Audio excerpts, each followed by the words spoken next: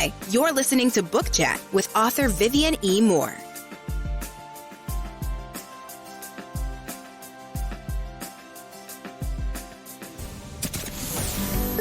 Welcome, everybody, to this week's episode. We really appreciate you joining us. This podcast really shows us how we can all learn, live, and thrive off of each other. By sharing our knowledge through our conversations, we will impart some knowledge whilst learning ourselves how to progress even further. Here is your host.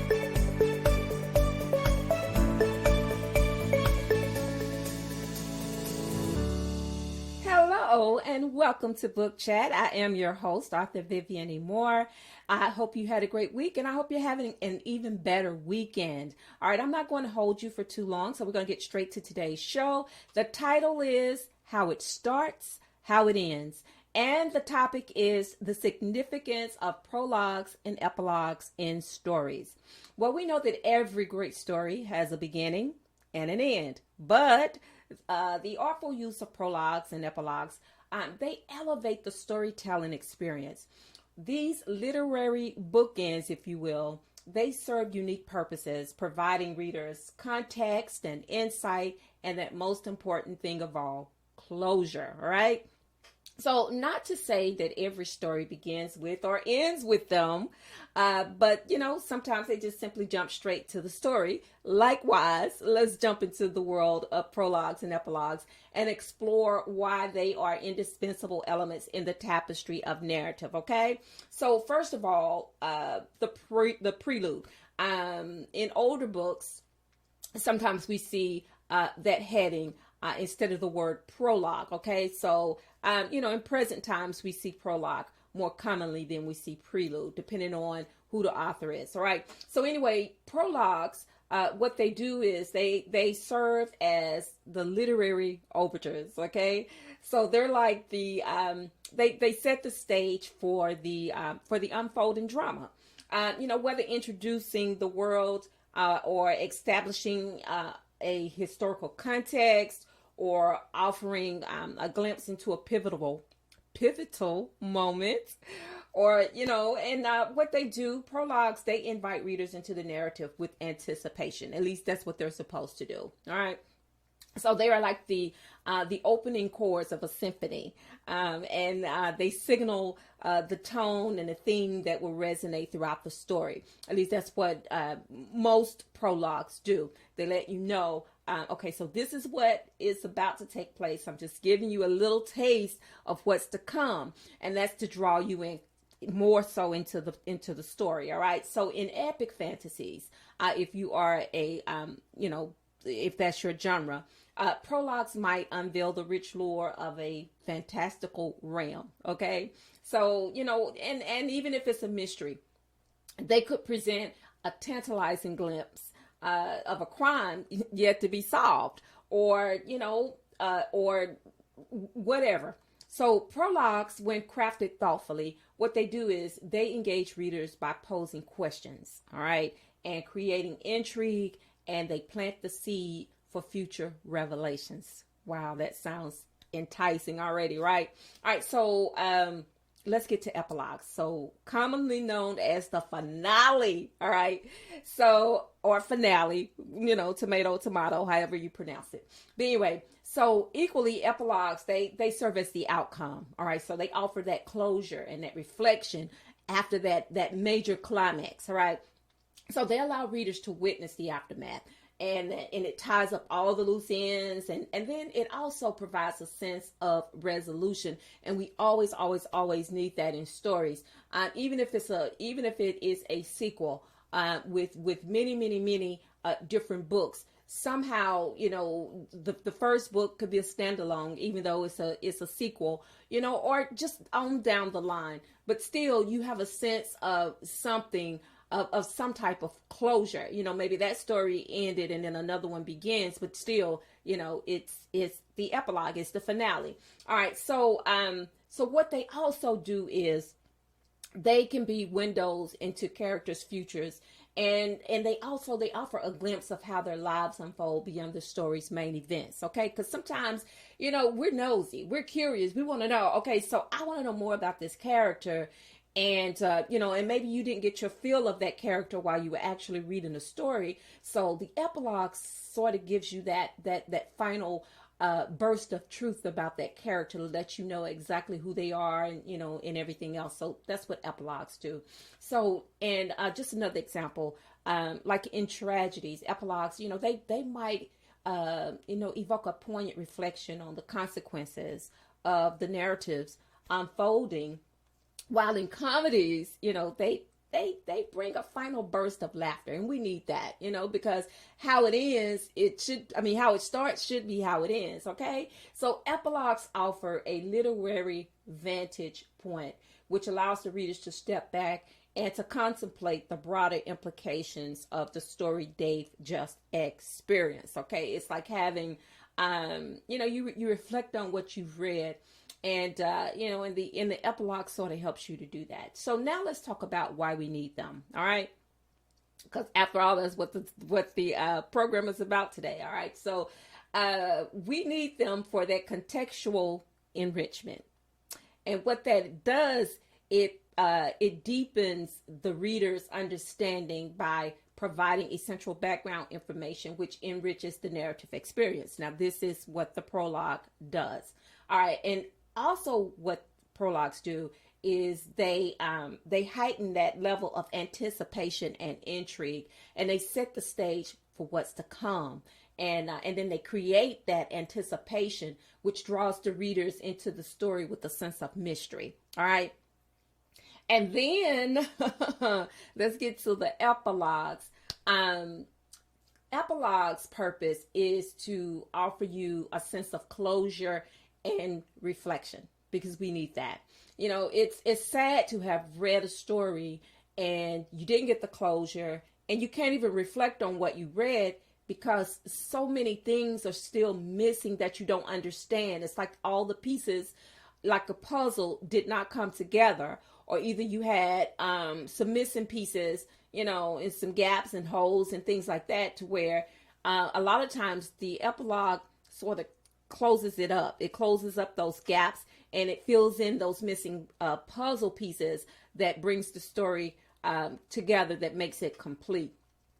And also what it does is what both prologues and epilogues do, they offer that emotional resonance, and we need that. So they contribute to the emotional resonance of a story, which and sometimes it can leave a lasting impact on the reader, and that's what we wanted to do. That is why we have prologues and epilogues. A lot of people don't like prologues. They don't want someone giving them a glimpse into the story. They just want to get straight to it. And and that's okay too. That is perfectly fine. But then some of us, because I'm one of those people, I love prologues. I like that introduction to the story, because it helps me to understand, what's going to happen. It's like the description on the outside cover of the book. It tells you, maybe not in detail, but it gives you a synopsis of what's taking place in that story. And prologues, they add to that. It adds to setting the stage on what's to come. It lets you know that this is what is about to happen. And so it's preparing you for it. It's getting you ready for it.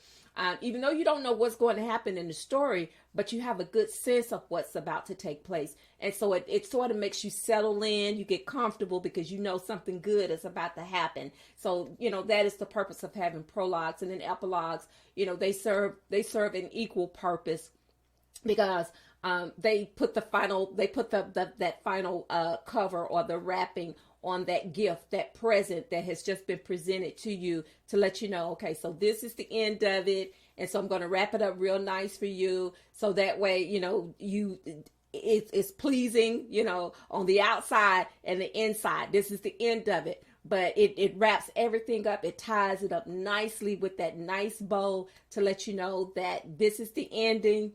And, and it was good. It was creative. It was reflective. It was sustaining. It was appetizing. It was all of those things. but this is the end, to let you know, okay, this is the end, but it's a good ending. It's a perfect ending. In some cases, it may not be a perfect ending, but it's a good ending. It's to let you know that this is what happened. And so that's the end. But anyway, in conclusion, how it starts and how it ends encapsulates the sense of storytelling. That is the purpose of prologues and epilogues. Like that first and final chapter of a book, they shape the reader's experience and they imprint the narrative in their memory. And these literary bookends are not mere adornments, but essential components that enhance the depth and resonance of the tales we tell. All right. So guys, that is today's show. I hope you enjoyed it. I hope that you can take a bit of these little nuggets of wisdom and use them however you see fit. I appreciate you for listening, and don't forget to listen, to like, and to share, because that shows appreciation, and I thank you for it. I thank you for those downloads. I thank you for listening, although the show is only on for 15 minutes on each and every Saturday, but I appreciate it, because that lets me know that you're listening and that you appreciate the effort that I have put into these 15 minutes. Okay. And also next week is Thanksgiving. So for all of those who celebrate the holiday, I hope you have a very joyful and safe journey. For those who may be traveling outside of your cities to visit loved ones in other cities, I hope that you have safe travels there and back. I hope you have a very pleasant gathering. We are planning our own as I speak. And, that is the one day that you officially get to pig out and don't have to worry about all of those calories, because, the holiday is about being thankful.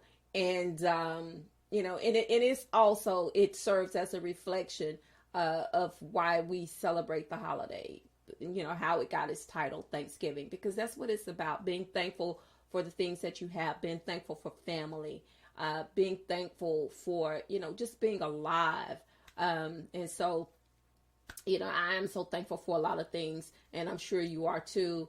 But, and two, I want to remind you that because of the holiday, Book Chat will not air next Saturday, but we will be on that following Saturday. Okay. So I will miss you guys, and I hope that you will miss me too. And even though it's a long weekend, that is the perfect time to get caught up on all of the episodes of Book Chat. All right. Listen to each and every one of them. They're only 15 minutes long. And, it's like watching an episode of a movie on Netflix or Prime. Okay. It gives you something to do. You can listen to the show while you're in the kitchen cooking, okay? While you're chopping those vegetables, or, prepping that turkey or ham or whatever it is that you eat on Thanksgiving Day. You can listen to the show while you're doing that. And also always be mindful of those you care about the most, because tomorrow is not promised. Today may be the only chance you get to say that. So on that note, I love you. I hope you love me back. Until the next time you hear my voice, God bless you, and goodbye.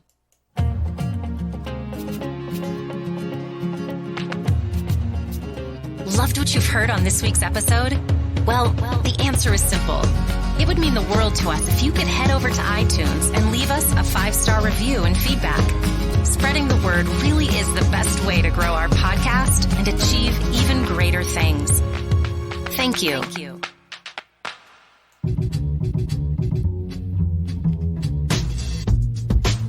Join us again next time when we will be back with more tips, techniques, and cheats to achieve the rewards that you deserve. Thank you so much for your time today. And please set your podcatcher so that you never, ever miss us. Bye for now. And thanks so much for listening.